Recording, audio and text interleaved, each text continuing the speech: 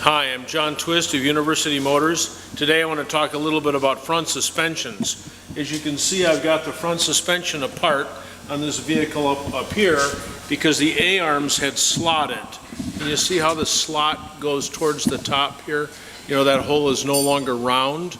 It's elongated. And as a result, not only is that elongated, but I don't know if we can see this here with this new camera, but we can see that the diameter here is reduced also. The effect of this was that this was banging around inside of the A-arm, and of course this bolt is supposed to go snugly through the A-arm and hold this distance tube fixed without moving. So I'm taking care of that right now. I've taken the old distance tube, which isn't very nice, but you know, it's as good as it's going to be here today, and I've chucked it up in the lathe and I've cut a little diameter out of it here so the grease can get in here and around and then spread out through the length. You might say, well, why wouldn't you use a new distance tube? And it's because I don't have one in stock, and this one will work. This one will work. But that's not what we came here to talk about. We came here to talk about how to lubricate and adjust the rack and pinion. So I've just changed the rack boots.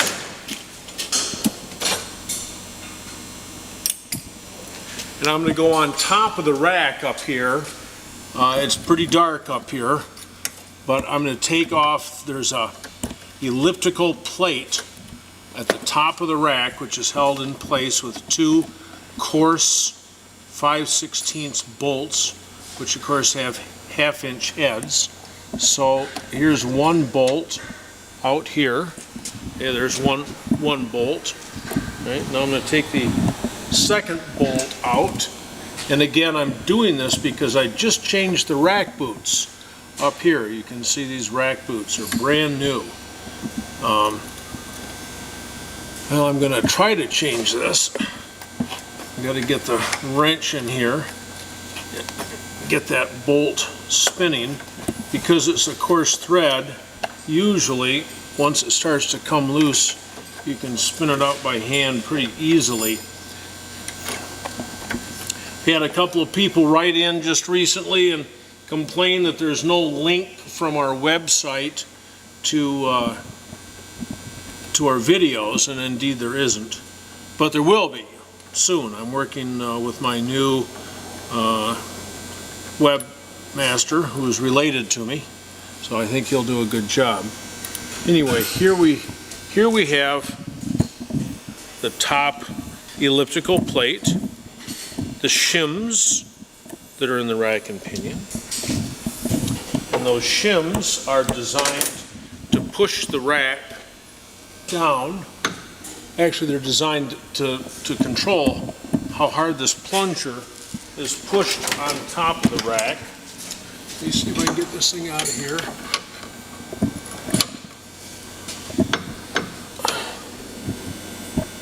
I can usually get this out, but of course because we're on film, well, on digital, I can't make this thing work. I have to try a different tool here.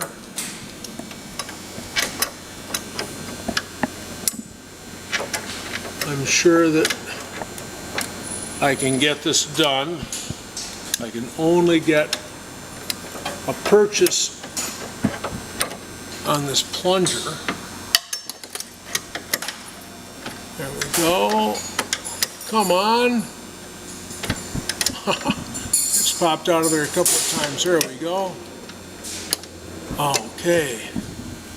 So here's another shim that fell off the top. Sometimes they're like tin foil, sometimes they're brass. Here's the damper and the plunger. Now that that's out of there, we're able to introduce 90 weight gear oil. Now how you do it at home will be different than the way that I'm doing it here, but the point is that you've got to get some 90 weight gear oil into the rack. So I'm going to drool some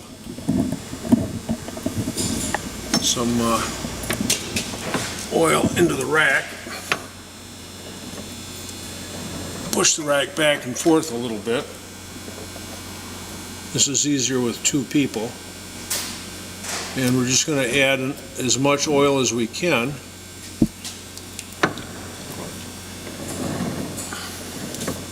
Eventually, the amount of oil that you've inserted equals the amount of oil that you get out.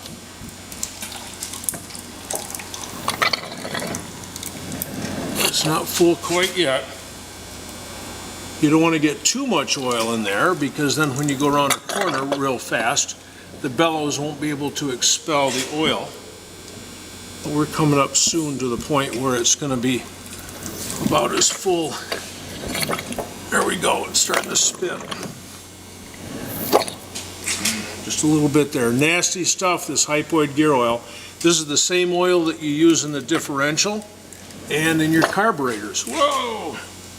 Here we go. I think we're about there. Yep. Okay. Yep. So, a nasty mess. But the point is, we've got as much oil in there as will go in. We could keep adding it.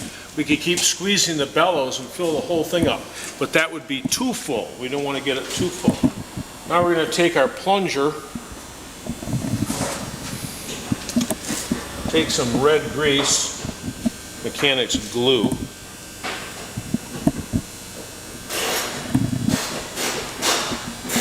put the plunger back in here.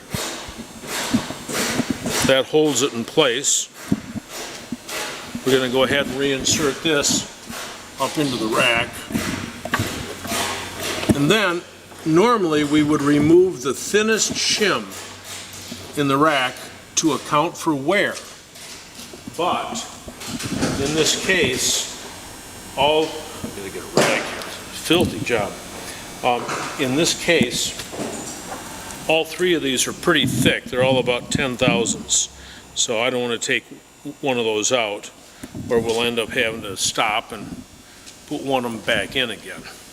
But if you got some that are paper thin, or if try it on your own, take out the thinnest shim and put it in. What's going to happen if you take out too many shims is the steering's going to get really tight, and of course you can't have tight steering. So here we go. We're trying to get this into place. All right, I got one bolt started, and we'll get the other bolt started. But this is how to lubricate the rack and pinion. You can make it a little easier if you have somebody else helping you to push the wheel back and forth, or if the car's up on jack stands and you're in your garage, you can have your associate, your wife, your girlfriend, your daughter, your son, whoever, turn the steering wheel back and forth, lock to lock, slowly, about 2.5 turns lock to lock. So I'm just getting these bolts in by hand until they're pretty snug by hand, and then I'll go ahead and use my wrench and get the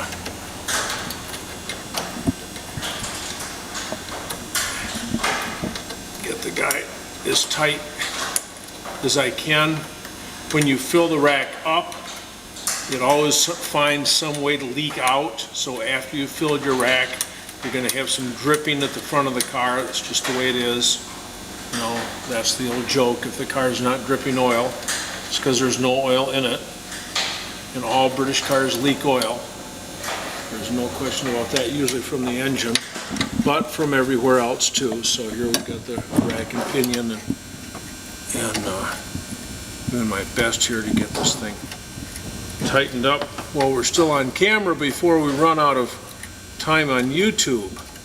So I appreciate all your comments, people who write to me and put things on the University Motors website. Appreciate all that stuff very much. We hope this week to start to get the website under control. There we go. So that's all nice and tight. Now if we grab our rotor and spin it back and forth, well, of course this side's tough because there's no suspension. on here, but see how this guy bounces over and back? That's nice and firm. So that's how you get the oil into the rack and pinion. How often should you attend to this? Oh, I don't know, once every 12,000 miles, once every 5 years or so.